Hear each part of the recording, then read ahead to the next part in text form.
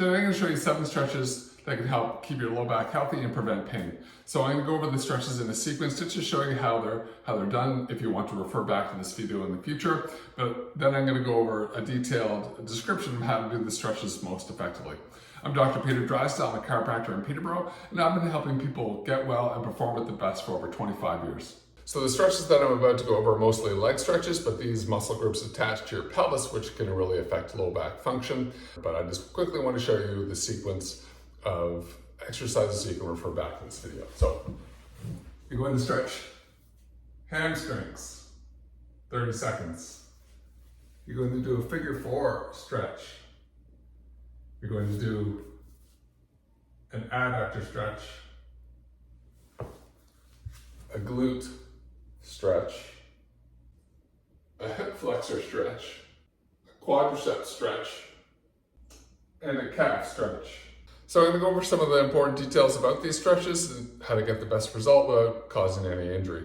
So when you're doing the hamstring stretch, which is the first stretch I showed you, the important thing is you don't want to point your toe towards your nose because that stretches the sciatic nerve potentially and can aggravate the nerve. So if you're having any leg pain or low back pain, sciatic type issues, then you can really aggravate your sciatic nerve. So another important thing with this stretch, you want to maintain a neutral spine, especially in that lumbar area. So what that means is you're not going to flatten out your low back into the mat or to the carpet. You're going to have a slight curvature in your low back in a neutral position. So you're going to have the toe, you can't see my toe, but the toe is not pointing towards my nose, and I have this leg bent. You can have it flat, but having the leg bent actually helps maintain that lumbar curve. I'm not particularly flexible in my hamstrings, even though I work at it. So I'm comfortable having the leg bent and still getting a good stretch.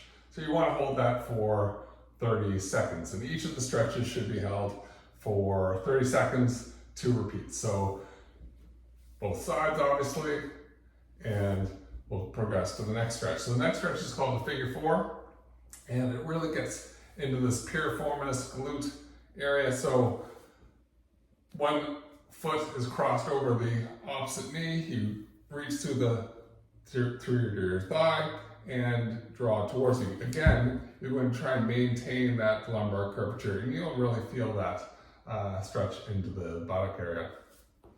Next stretch, the adductors.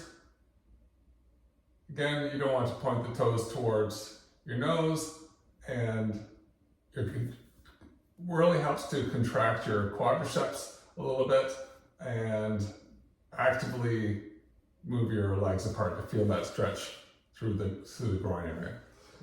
This next stretch is my favorite for targeting the kind of upper glute area. A lot of people with SI joint problems, so if you feel tightness around your sacroiliac joint in the upper part of the pelvis, then this can really help. So you're going to cross one leg over, and a lot of people, really twist or twisting with this kind of stretch. I don't want you to do that. It's more just crossing the leg over, drawing the knee towards your chest, placing a hand behind your pelvis, and then straightening the arm, and you can really feel that in that upper part of the pelvis if that area is tight. So with the hip flexor stretch, the key here is that you're going to activate your glute muscles. So if you don't activate the glute and you're in this lunge type position, then your pelvis can get drawn forward and that can create problems. So you're going to squeeze this glute muscle a little bit. That helps rock your pelvis back, and then you can actually feel that stretch almost right away without doing any other, not accentuating that movement anymore. But you can increase the stretch by bringing the leg further back. You want your pelvis facing forward, so squarely facing forward, and you can actually raise the arm and reach off to the side a little bit and a little bit into extension, so that way and this way to increase the stretch into your hip flexor. The next stretch, quadricep stretch, same thing. You want to, again, activate the glute, because when you're stretching your quadriceps, you're pulling on the muscles that attach to your pelvis, and you can really pull that forward. So By activating the glute, you're keeping your pelvis in a neutral position. Okay, and the last one being the calf stretch. There's actually two different positions that you can stretch with the calf. The calf doesn't obviously attach to the pelvis with the low back, but it's part of a whole chain of tissue that attaches to the pelvis that can affect the low back. So I find that it's an important muscle group to keep flexible. One with legs straight and one with knee slightly bent. That targets two different areas of the muscle. So do each of those stretches 2 times, 30 seconds each. If you did it every day, that would be fantastic. It really helps keep things supple and prevent injury, keep everything feeling great. If you found it helpful, let me know in the comments and share it with someone you know that could benefit from some regular stretching.